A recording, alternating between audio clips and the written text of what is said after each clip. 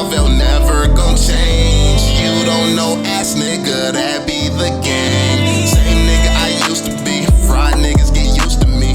Damn man, if you fool with me, say that for your eulogy.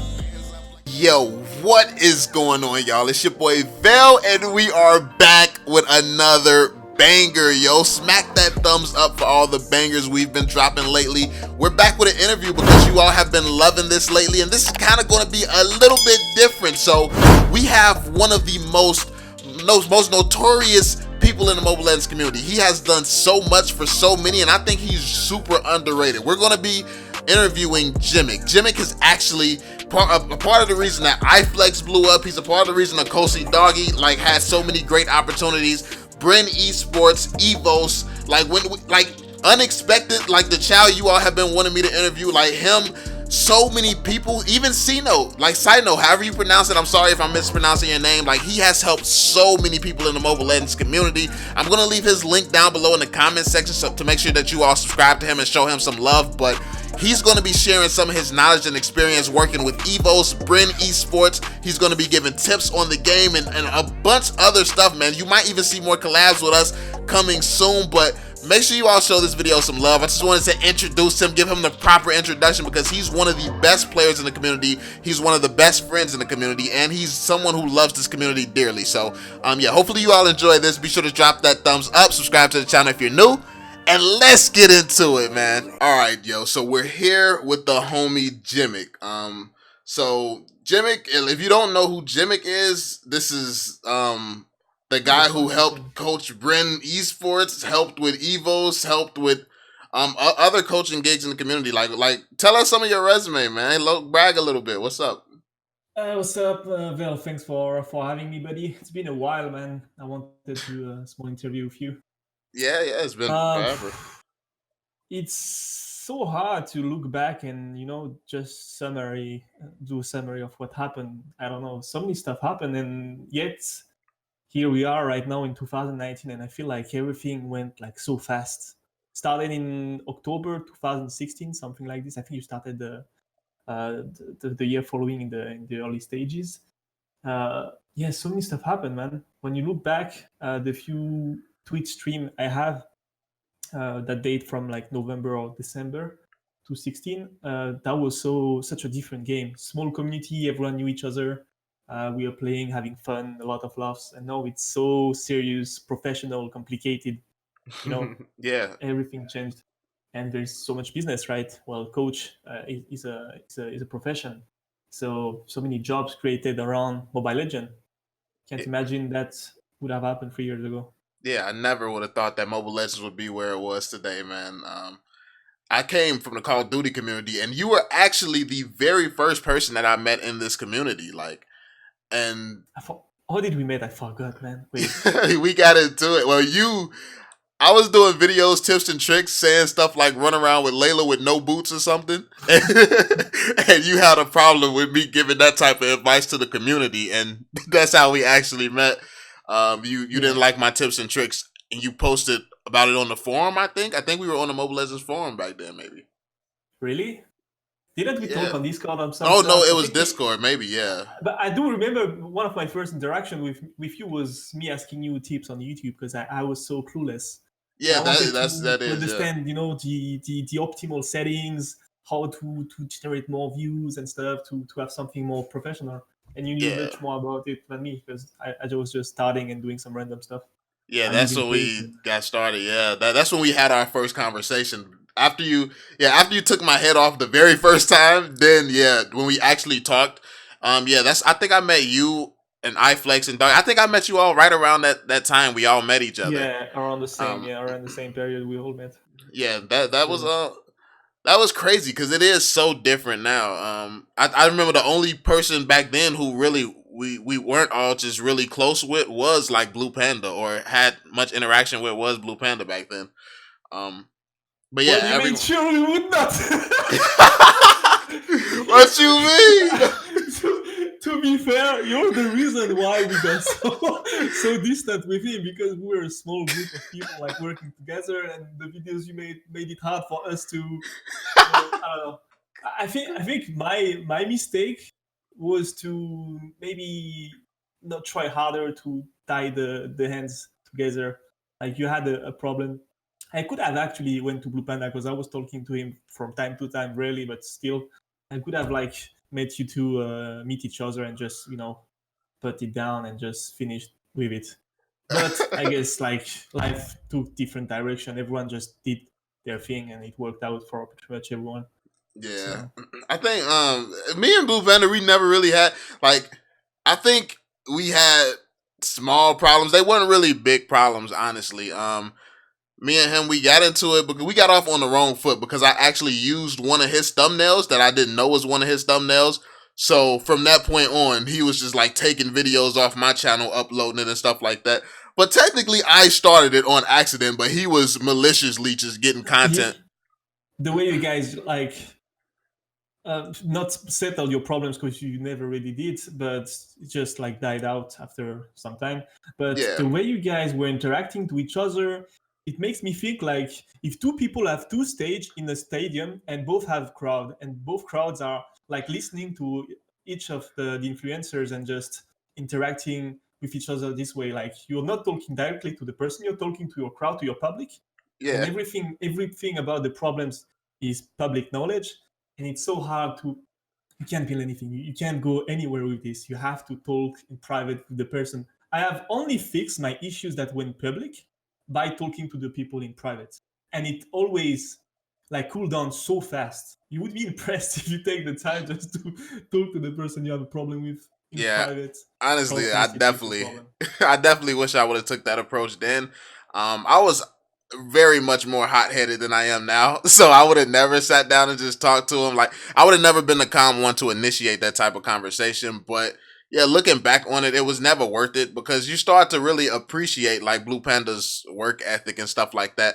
The more you see the not so hard working guys come into the community and stuff like that. So Yeah, I think Blue Panda, to me, if I can make the reference, is like the European Just No Limit. yeah, Clearly, he's done so much on Mobile Legend and on PUBG that you can't just criticize him on anything he's done. Everything that he's done until now should be followed and take as an example if you want to be a YouTuber.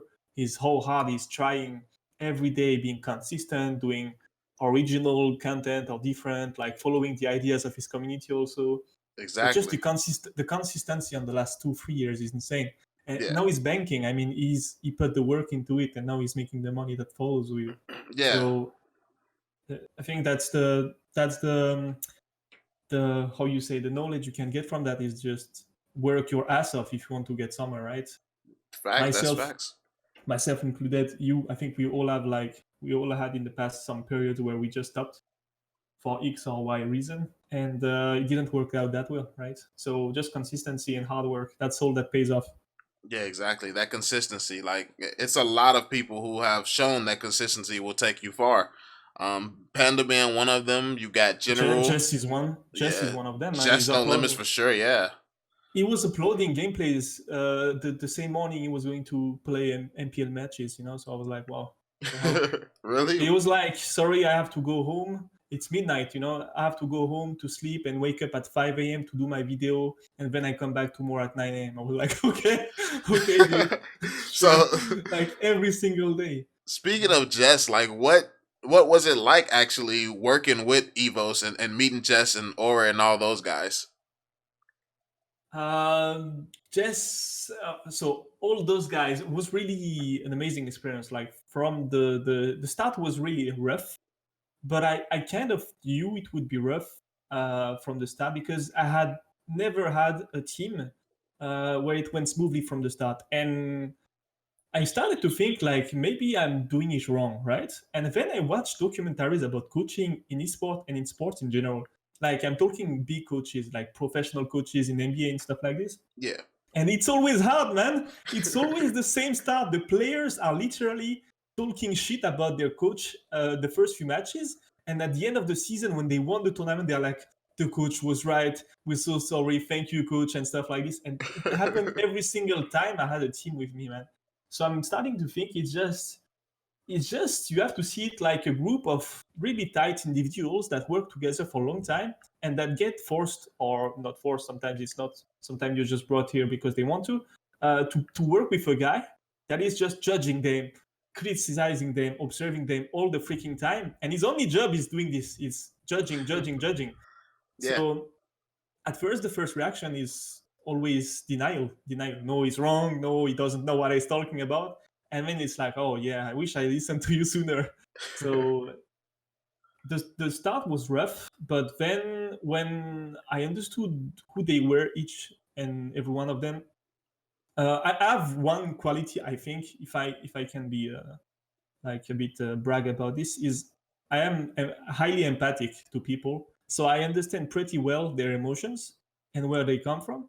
Yeah. So once I understood where what everyone sort of profile was, I really could relate to them and they could relate to me. So I would adapt my relationship with them. For example, Echo, which is Ura. Ura is really similar to me. If I had one player in the team that was the closest to me in terms of personality, it's Ura, because he's really hot-headed. He's like a fighter, and he doesn't think twice about things he do, which is not good. And I do the same sometimes. He just goes straight in it and just go 200 miles an hour. Yeah. Uh, but in the end, he's a proper fighter. That means that he's not going to give up on his team when they need him the most. He's going to work double shifts to make it happen. He's not going to be the most hardworking in general, but when the team needs it, he's really going to raise his level. And he doesn't like to lose. Like he's freaking. He hate losing, man, and I'm the same. The others were a bit more cool-headed, but that also mean when you're cool-headed, sometimes you tend to be a bit giving up early, you know, Yeah. or you don't mind losing, and it's a problem not minding losing. Yeah. Losing is positive when you can learn from it, but when you are in a tournament and it's important that you win, because that's actually all that matters. All the job that you did before, all the work you put in, that's for this moment. So you need to win. So when you're thinking it's fine, we will get next tournament or some shit, that's bad, right? So you have to be. I think you have to get both profiles in the team. Yeah. Jess, for example, Jess. I think Jess has the perfect kind of profile. He doesn't like losing, but he's not emotional about it. That's the great thing, is that you can have a guy like him who is gonna learn from his mistakes without making a huge mess in the team. Okay, because that's the problem with hot-headed people, is that we tend to share our emotions too much with the players in the team, and that affects them too much. Okay, Yeah. Jess is not like this. He's gonna take the loss. He's gonna soak it in, and he's gonna think about it. Then he's gonna work his ass off in his side alone, and he's gonna try to fix his own mistakes, at least the things he can fix. Yeah. And so he had a few weaknesses on the team side. He tend to be playing a bit alone, and I noticed that early. And then I noticed that the community was telling me this also. Yeah, Jess is way too much of a solo player or solo mentality. So I decided to switch him from I think he was tank at first, yeah, and then I switched him to solo lane, because that's the only thing that made sense. He was super skilled, super skilled mechanically, a clever guy, a guy that can learn, that can improve really fast. And I thought that if I put him on a role that he didn't play before, he could adapt really fast. And he did well. He did well. And he had a role where he didn't need to talk too much. He didn't need to have a crazy amount of team play. I told him, just win your lane. I don't care what you do. Win your lane. That's it. You take whatever champ you want. The matchup, you do them if you want. If you don't feel like playing this champion against this champion, it's fine. But win your lane. No excuses. At first, it didn't work. He got wrecked. He got destroyed because you don't go play, I don't know, you don't play Hayabusa against, I don't know, Leomord I mean, Yeah. he was doing picks the way he thought would work, but he had no experience of playing his solo lane. So it didn't work. But then when he started to try hard, especially I think he played a lot of Leomord, which wasn't a pick he was playing at first. And then he started destroying people, and he got like top one global on Leomord. So it helped him a lot. Then there was Jiao, Ji, and Rect. Rect, I took a lot of time to understand where he was coming from. And then one day he was like, "Oh, I was playing on Dota 2, and I was one of the best player in Asia on Dota 2." So I was like, "Oh, okay. So that's explain why he's not talking too much, but he's really efficient in game." And I understood that he was one of the strengths of Evos. He was the guy who was able to play every role, a bit like Jess. He was really, really skilled, really clever, but he's a playmaker. Jess is a bit different than this. Jess is really good mechanically on his champ, but Rect has a much better vision of the game, of what's happening everywhere, and of the objectives, the shot call. So Rect has this had this experience. Then you had Jiao and G. Jiao and G always had a bit.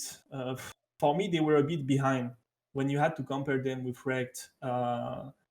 Rect, Ura, and Jess, they were a bit behind in terms of skill and also in terms of confidence. And that's why I think they got pushed outside the Evos, because I guess the new coach had the same feeling about them. But they were good. They just had a mental block on many things that I think pushed them out. But they were great people to work with. Jiao was insanely patient. I never had a player that was this patient.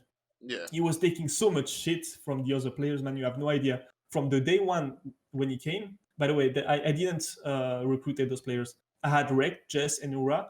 And then when I arrived in Indonesia, they told me, "Oh, okay, so G and Jiao will be your two last players, and you have no choice because they are the picks from the players, and the players had no trust in me at first." So I was like, "Okay, no problem," but I wouldn't have picked them. I still said it.